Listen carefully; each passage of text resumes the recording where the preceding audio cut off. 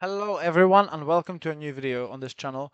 Today I will be helping you all with 4-3 since have a pretty good score in this invasion, and I will show you some little strats because this invasion is full of little strats plus execution that makes a really good run basically.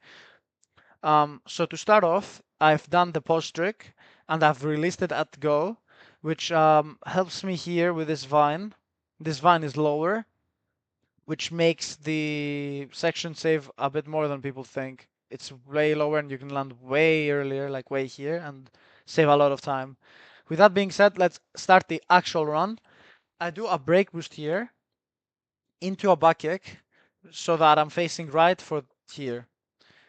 It's also worth mentioning that a walking PR at the start, if it's not done absolutely perfect, it will not even save time. So I don't recommend that. The reason is because you do a corner GP here instead of a GP like I do with Break Boost, and that loses time.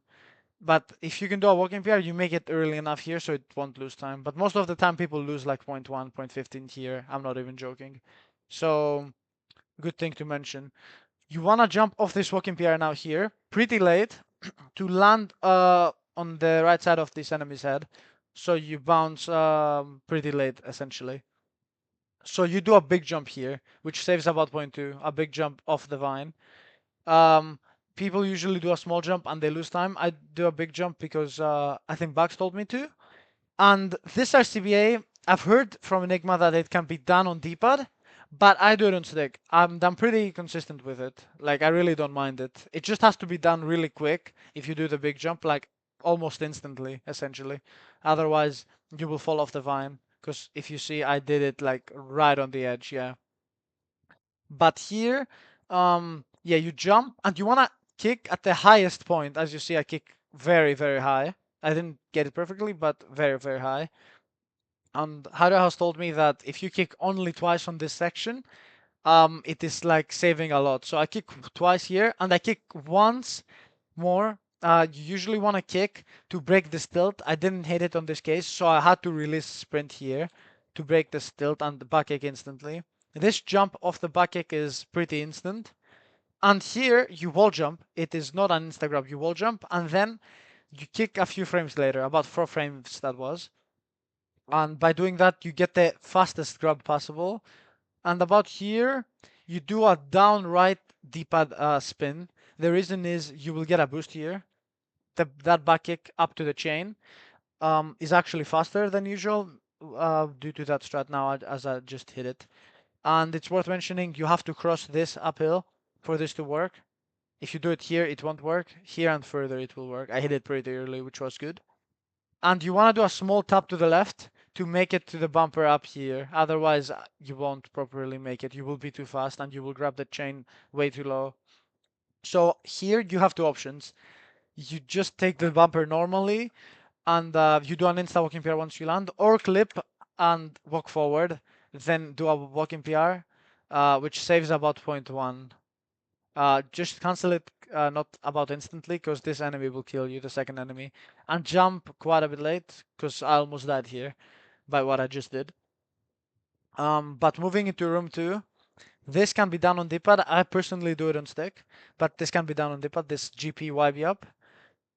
And this spin, it's worth mentioning, if you're not on the absolute left, um, like you cannot hit it on D-pad. You will grab this here if you try it on D-pad and you're like, even where I am to be honest, you need to absolutely be hanging. And basically, it's slightly lower, just a few degrees lower to not grab this on stick, this spin angle, which I'm about to do. So you kick pretty early or pretty close, I mean, to the ground, and you do a D-pad up kick into a small jump and a kick. So I grab the very lowest part of the chain, which helps me to stay low. Then GP here, and stay the entire time low and save a few frames through the chain and the GP here. So moving into the room 3, all of those chain jumps here are on D-pad, and here it's a frame spin once you land. I don't know why it's a frame spin, but a frame spin essentially saves zero point 0.2 here. Um, but yeah, you keep on going, and when that you will build a feeling for this, but you wanna spin twice and jump pretty early to this left vine here.